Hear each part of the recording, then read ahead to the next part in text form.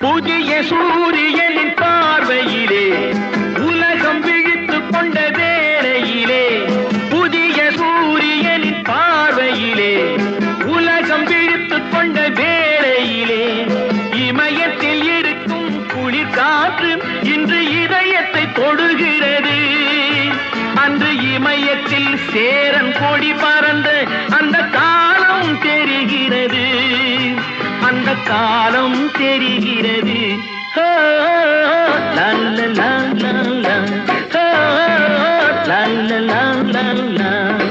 புதிய வானம் புதிய பூமி எங்கும் பனிமழை பொழிகிறது.